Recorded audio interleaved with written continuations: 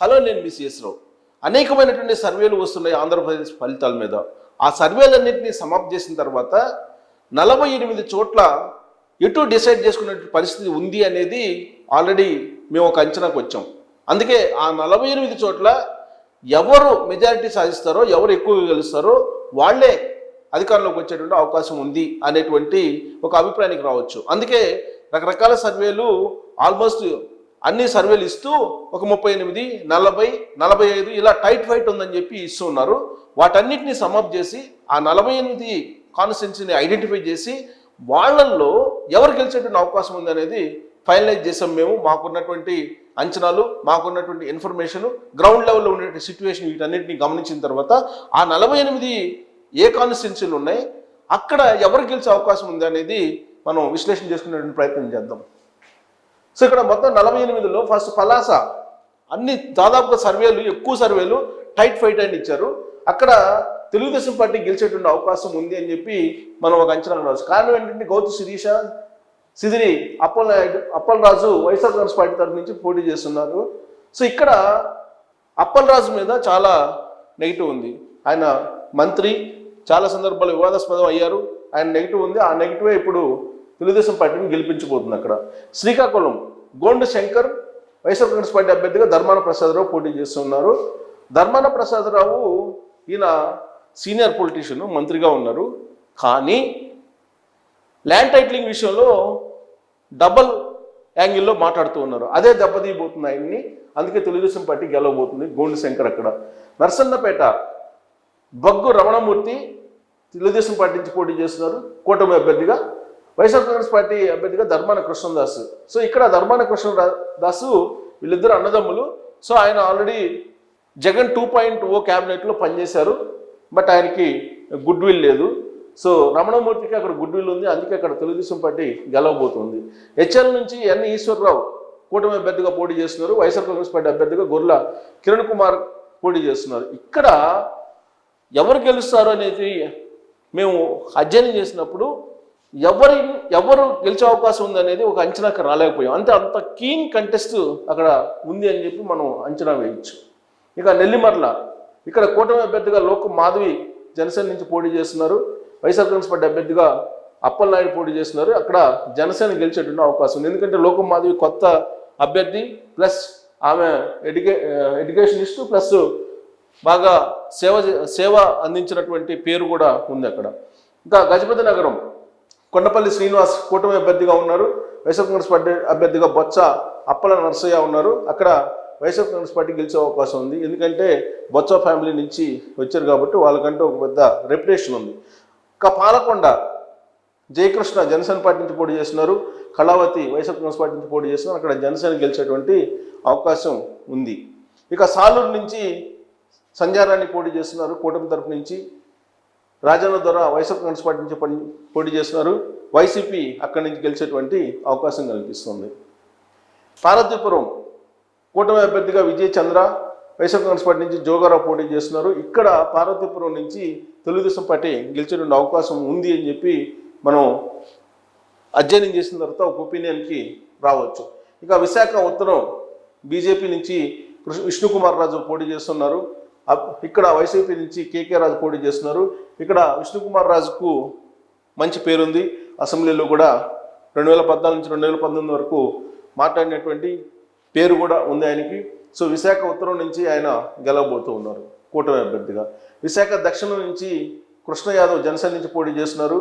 YCP నుంచి వాసుపల్లి గణేష్ పోటీ చేస్తున్నారు. అక్కడ జనసేన గెలిచే అవకాశం ఉంది. కారణం ఏంటంటే గత ఎన్నికల్లో తెలుగుదేశం పార్టీ నుంచి గెలిచి ఈయన వైఎస్ఆర్ కాంగ్రెస్ పార్టీకి వెళ్ళారు. ఆ నెగిటివ్ ఆయన్ని వెంటాడుతుంది. అందుకే ఈయన ఓడిపోబోతున్నారు గణేష్. ఇంకా యలమంచిల నుంచి విజయ్ కుమార్ పోటీ చేస్తున్నారు జనసేన నుంచి. వైఎస్ఆర్ కాంగ్రెస్ పార్టీ అభ్యర్థిగా రమణమూర్తి రాజు పోటీ చేస్తున్నారు. ఇక్కడ జనసేన గెలిచే అవకాశం ఉంది. తెలుగుదేశం పార్టీ బలంగా ఉంది, జనసేన కూడా బలంగా ఉంది అక్కడ. అందుకే అక్కడ జనసేన గెలవబోతున్నారు. కాకినాడ సిటీ వనమాడి వెంకటేశ్వరరావు వైఎస్ఆర్ కాంగ్రెస్ పార్టీ నుంచి ద్వారంపూడి చంద్రశేఖర్ రెడ్డి పోటీ చేస్తూ ఉన్నారు. సో కాకినాడ సిటీ నుంచి ఈసారి తెలుగుదేశం పార్టీ గెలిచే అవకాశం ఉంది. ద్వారంపూడి చంద్రశేఖర్ రెడ్డి మీద ఉన్నటువంటి నెగిటివ్ ప్లస్ అసెంబ్లీ వేదికగా చేసుకుని భువనేశ్వర శీలాన్ని శంకిస్తూ ఆయన మాట్లాడినటువంటి మాటలు, అలాగే కాకినాడ పోర్టుని బేస్ చేసుకొని ఆయన మీద వచ్చినటువంటి ఆరోపణలు, ఇవన్నీ కూడా వెరసి చంద్రశేఖర్ రెడ్డిని ఓడించబోతున్నాయి అనేది ఒక ఒపీనియన్కి రావచ్చు.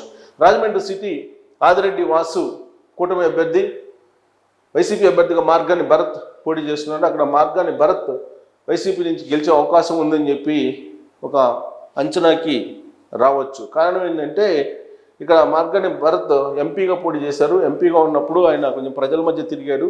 అందుకే ఈసారి ఎమ్మెల్యేకి గెలిచే అవకాశం ఉందని చెప్పి అంచనాకి వస్తున్నాం. నిడదవోలు నుంచి కందుల దుర్గేష్ జనసేన, వైసీపీ నుంచి శ్రీనివాస నాయుడు పోటీ చేస్తున్నారు. అక్కడ జనసేన గెలిచే అవకాశం ఉంది. కందుల దుర్గేష్ చాలా ప్రజలకు దగ్గరగా ఉండేటువంటి లీడరు. జనసేన పార్టీలో సుదీర్ఘకాలం పాటు పనిచేశారు. పవన్ కళ్యాణ్కి అత్యంత సన్నిహితుడు ఆయన. సో అందుకే ఆయన గెలిచేటువంటి అవకాశం ఉంది. నిడదవోలులో తెలుగుదేశం పార్టీ కూడా బలంగా ఉంది కాబట్టి కూటమి అభ్యర్థిగా ఆయన గెలిచే అవకాశం ఉంది. గోపాలపురం మద్దిపాటి వెంకట రాజు కూటమి అభ్యర్థిగా, తానేటి వనిత ప్రస్తుతం ఆమె హోంశాఖ మంత్రిగా ఉన్నారు వైసీపీ నుంచి.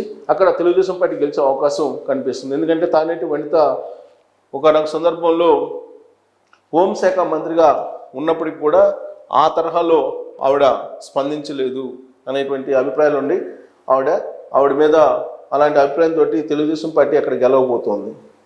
ఇక ఉంగుటూరు నుంచి ధర్మరాజు జనసేన నుంచి పోటీ చేస్తున్నారు. వైఎస్ఆర్ కాంగ్రెస్ పార్టీ నుంచి శ్రీనివాసరావు పోటీ చేస్తున్నారు. అక్కడ జనసేన గెలిచేటువంటి అవకాశం ఉంది. తెలుగుదేశం పార్టీ బలంగా ఉండటమే అక్కడ జనసేన గెలవడానికి ప్రధాన కారణంగా కనిపిస్తుంది. నూజివీడు నుంచి గొలుసు పార్థసారథి, వైఎస్ఆర్ కాంగ్రెస్ పార్టీ నుంచి వెంకట ప్రతాప్ అప్పారావు పోటీ చేస్తున్నారు. గొలుసు పార్థసారథి కూటమి అభ్యర్థిగా పోటీ చేస్తున్నారు.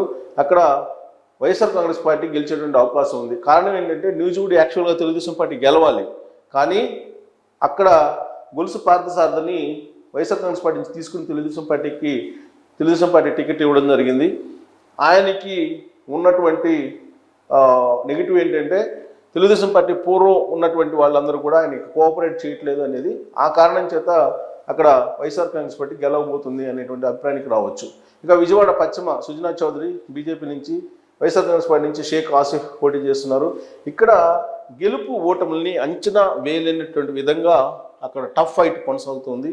సో అక్కడ ఎవరు గెలిచే అవకాశం ఉందనేది ఈవెన్ సమ్అప్ చేసిన తర్వాత కూడా సర్వేలన్నీ ఒక అంచనాకి రాలేకపోతున్నాం.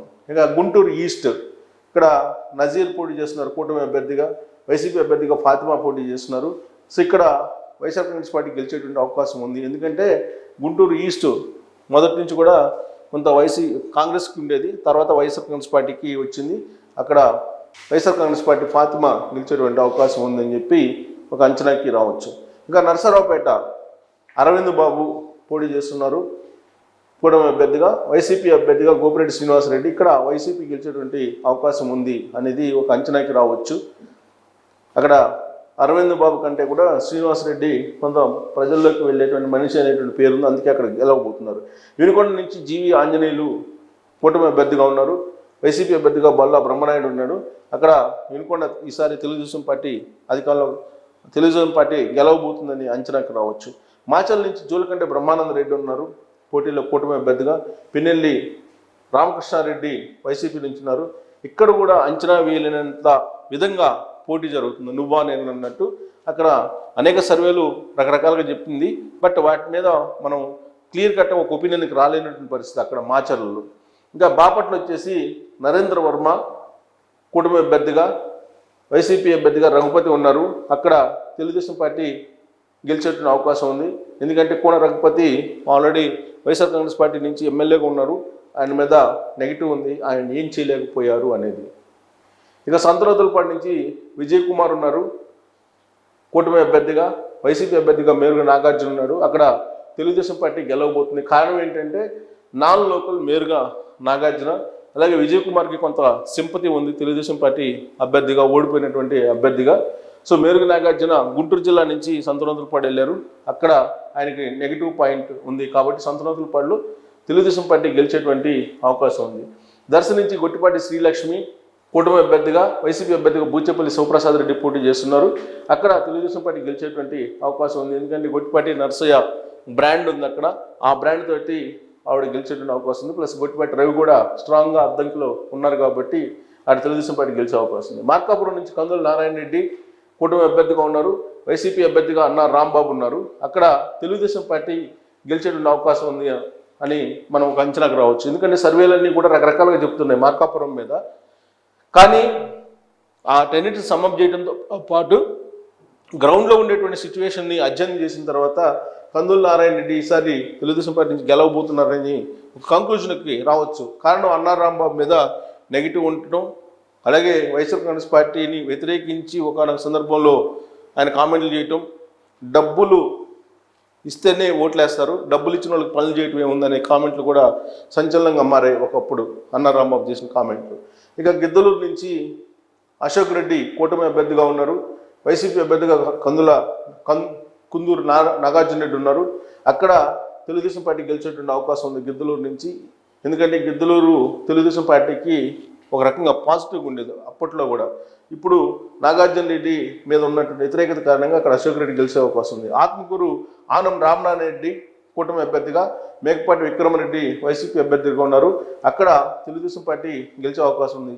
రామనారాయణ రెడ్డి ఇప్పుడు కూడా ఆయన స్వల్ప మెజార్టీతో గెలుస్తున్నటువంటి రికార్డే ఉంది ఆత్మకూరు నుంచి. అందుకే ఈసారి అక్కడ ఆయన గెలిచే అవకాశం ఉంది. ఎందుకంటే విక్రమరెడ్డి ఉప ఎన్నికల్లో అక్కడ ఏకగ్రీవంగా గెలవడం జరిగింది. బట్ ఈసారి రామనారాయణ రెడ్డికి అవకాశం ఇచ్చే అవకాశం ఉంది ఆత్మకూరులో. సర్వేపల్లి సోమిరెడ్డి చంద్రమోహన్ రెడ్డి కూటమి అభ్యర్థిగా, కాకాని గోవర్ధన్ రెడ్డి వైసీపీ నుంచి పోటీ చేస్తున్నారు. అక్కడ ఈసారి సోమిరెడ్డి చంద్రమోహన్ రెడ్డి గెలిచే అవకాశం ఉందని చెప్పి ఒక కంక్లూజన్ రావచ్చు. కారణం ఏంటంటే ఆయన మీద చాలా సింపతి ఉంది, వరుసగా ఓడిపోతూ వస్తున్నారని. ఈసారి బహుశా నేను అనుకుంటున్న చివరి అవకాశం అని చెప్పి చంద్రమోహన్ రెడ్డికి ఇవ్వచ్చు. గూడూరు నుంచి సునీల్ కుమార్ కూటమి అభ్యర్థిగా ఉన్నారు, వైసీపీ అభ్యర్థిగా మురళీధర్ ఉన్నారు. అక్కడ వైసీపీ గెలిచేటువంటి అవకాశం ఉంది. తిరుపతి నుంచి శ్రీనివాసులు జనసేన నుంచి, అభినయ్ రెడ్డి వైసీపీ నుంచి పోటీ చేస్తున్నారు. అక్కడ జనసేన ఈసారి గెలిచేటువంటి అవకాశం ఉంది అని చెప్పి తెలుస్తుంది. ఇక చంద్రగిరి నుంచి ప్రసాద్ పోటీ చేస్తున్నారు, వైసీపీ నుంచి మోహిత్ రెడ్డి, అక్కడ వైసీపీ గెలిచేటువంటి అవకాశం ఉందని చెప్పి కంక్లూజన్ రావచ్చు. చిత్తూరు నుంచి జగన్మోహన్ ఉన్నారు కూటమి అభ్యర్థిగా, వైసీపీ అభ్యర్థిగా విజయానంద రెడ్డి ఉన్నారు. అక్కడ తెలుగుదేశం పార్టీ గెలవబోతుందని చెప్పి అంచనాకు రావచ్చు. రాజంపేట నుంచి సుబ్రహ్మణ్యం ఉన్నారు సుఖవాసి, వైసీపీ నుంచి అమర్నాథ్ రెడ్డి ఉన్నారు. తెలుగుదేశం పార్టీ ఈసారి గెలిచేటువంటి అవకాశం ఉంది రాజంపేట అసెంబ్లీలో. కారణం ఏంటంటే ఈయన సుబ్రహ్మణ్యం సీనియర్ పొలిటీషియన్, అందరికీ తెలుసు, వాళ్ళ నేపథ్యం కూడా తెలుసు, కుటుంబ నేపథ్యం. మదనపల్లి నుంచి భాషా పోటీ చేస్తున్నారు కూటమి అభ్యర్థిగా, వైసీపీ అభ్యర్థిగా అహ్మద్ పోటీ చేస్తున్నారు. అక్కడ వైసీపీ గెలిచే అవకాశం ఉంది. జమ్మలమడుగు నుంచి ఆదినారాయణ రెడ్డి బీజేపీ తరఫు నుంచి అభ్యర్థిగా ఉన్నారు. అక్కడ నుంచి వైసీపీగా సుధీర్ రెడ్డి ఉన్నారు. అక్కడ వైసీపీ గెలిచేటువంటి అవకాశం ఉంది జమ్మలమడుగులో. కడప నుంచి మాధవిరెడ్డి పోటీ చేస్తున్నారు. కడప అంజద్ బాషా వైసీపీ నుంచి పోటీ చేస్తున్నారు. అక్కడ తెలుగుదేశం పార్టీ ఈసారి గెలిచేటువంటి అవకాశం ఉంది. అంజద్ బాషా ఏం చేయలేదు అనేటువంటి అసంతృప్తి అక్కడ ఉంది. ప్రొద్దుటూరు నుంచి వరదరాజుల రెడ్డి ఉన్నారు కూటమి అభ్యర్థిగా, వైసీపీ నుంచి రాచమల్లి శివప్రసాద్ రెడ్డి ఉన్నారు. సో వీళ్ళిద్దరిలో ఈసారి తెలుగుదేశం పార్టీ వరదరాజుల రెడ్డి గెలిచేటువంటి అవకాశం ఉంది. ఆల్రెడీ రాచమల్లి మీద అనేకమైనటువంటి ఆరోపణలు, ఆయన మీద విమర్శలు కూడా ఉన్నాయి. అందుకే తెలుగుదేశం పార్టీ గెలవబోతుంది. ఆలగడ్డ నుంచి భూమా అఖిలప్రియ మాజీ మంత్రి, వైసీపీ నుంచి విజేంద్ర రెడ్డి పోటీ చేస్తున్నారు. ఈసారి వైసీపీ గెలిచే అవకాశం ఉంది. అఖిలప్రియ కొంచెం వెనకబడ్డారు ప్రచారంలో కానీ అన్ని రకాలుగా, అందుకే అక్కడ వైసీపీ గెలిచేటువంటి అవకాశం ఉందని చెప్పి తెలుస్తుంది. ఇంకా డోన్ నుంచి సూర్యప్రకాష్ రెడ్డి పోటీ చేస్తున్న కూటమి అభ్యర్థిగా, రాజేంద్రనాథ్ రెడ్డి ఆర్థిక మంత్రి ఉన్నారు. ఈసారి టీడీపీ అక్కడ గెలిచేటువంటి అవకాశం ఉంది. కోట్ల సూర్యప్రకాష్ రెడ్డి అనేది అంచనాకు రావచ్చు.